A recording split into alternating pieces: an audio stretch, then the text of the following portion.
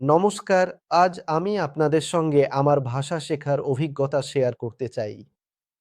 আমার মাতৃভাষা নেপালি এবং নেপালি মানুষ সাধারণত ৪টি ভাষা জানেন। নেপালি ভাষা, হিন্দি, ইংরেজি এবং উর্দু ভাষাও সাধারণত সবাই জানেন। নেপালি ভাষা এবং বিডি ভাষা। দেবনাগরী লিপি ব্যবহৃত হওয়ায় নেপালি মানুষ সাধারণত হিন্দি, নেপালি পড়তে ও লিখতেও পারেন এবং উর্দু ভাষার লিপি আলাদা হওয়ায় শুধু কথা বলাটা বোঝা যায়। কিন্তু পড়ালেখার জন্য আলাদা করে শেখা লাগে। পড়া ও লেখার জন্য ৬। ভাষা খুব বেশি আলাদা না হওয়ায় বেশিরভাগ নেপালি উর্দু ভাষাও বোঝেন। নেপালি, হিন্দি, ইংরেজি ও উর্দু এই ৪টি ভাষা সাধারণত নেপালিরা বোঝেন। আমি বিদেশে কর্মসংস্থানের জন্য ২০১৩ সাল থেকে কোরিয়ান ভাষা শেখা শুরু করেছিলাম। নেপালের ত্রিভুবন বিশ্ববিদ্যালয়ের অধীনে ভাষা ক্যাম্পাসে আমি কোরিয়ান ভাষা শেখা শুরু করেছিলাম।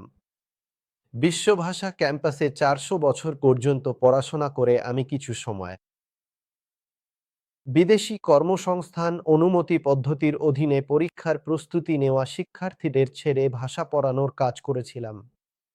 এরপর আমি ২০১৫ থেকে ২০২০ সাল পর্যন্ত দক্ষিণ কোরিয়ায় ইপিএস রোজগার অনুমতি পদ্ধতি এর অধীনে কাজ করেছিলাম। তারপর আবার ২০২৪ সাল থেকে বিশ্বভাষা ক্যাম্পাসে জাপানি ভাষা শেখা শুরু করেছিলাম। ৬ মাসের কোর্স ছিল এবং আমি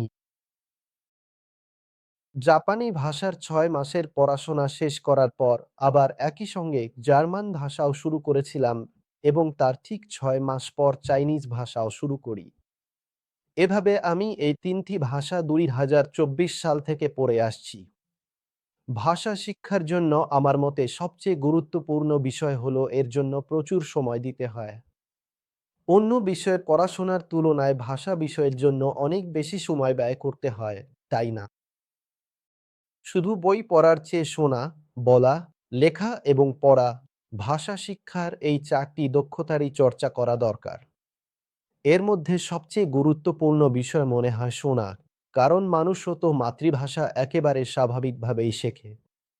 স্কুল কলেজে না গিয়েও নিজের গ্রাম, সমাজ, বাড়ি থেকেই আমরা ভাষা শিখি। এর মানে আমরা প্রথমে সবচেয়ে বেশি শুনি। শোনা কথাগুলো আমরা বলতে শুরু করি এবং ধীরে ধীরে পরে স্কুল কলেজে গিয়ে সেই ভাষা পড়তে ও লিখতে শিখি এবং সেটাকে আরও শুদ্ধ করি। ঠিক একইভাবে আমরা যদি অন্য কোনো ভাষা শিখতে চাই, তাহলে প্রথমেই শোনা দরকার। এটাই সবচেয়ে গুরুত্বপূর্ণ বিষয় বলে মনে হয়।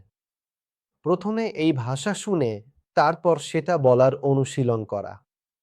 এরপর পড়া ও লেখার অনুশীলন করলে যেমনভাবে আমরা স্বাভাবিকভাবেই মাতৃভাষা শিখি, ঠিক তেমনভাবেই অন্য ভাষাও শিখলে আমরা সহজেই ভাষা আয়ত্ত করতে পারি বলে মনে হয়।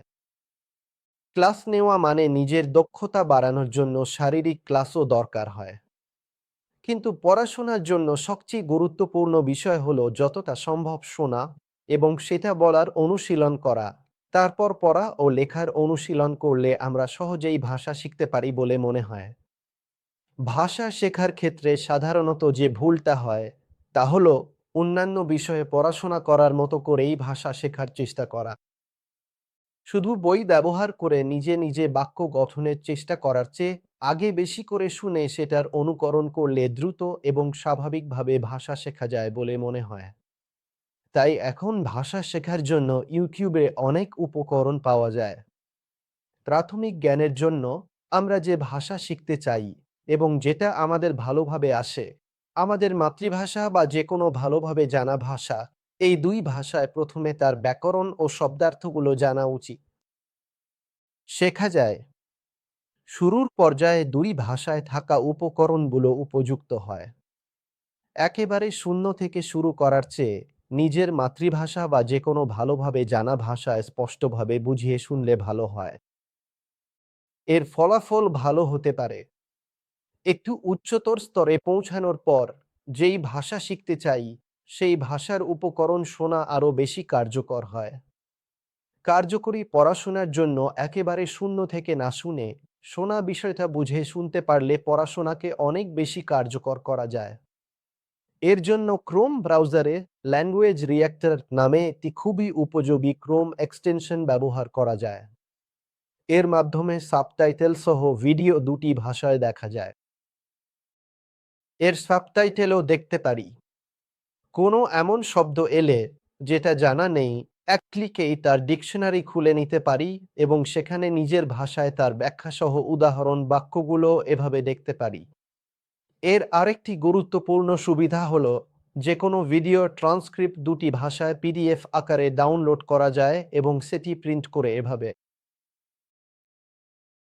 নিজেকে অজানা শব্দগুলো এক এক করে বুঝে পড়ার জন্য এটি খুবই উপকারী।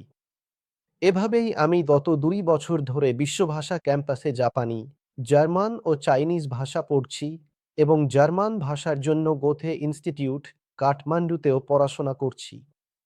এখন কিছুদিনের মধ্যে বিদেশে কর্মসংস্থানের জন্য জাপানে ট্রাক ড্রাইভার হিসেবে যাচ্ছি।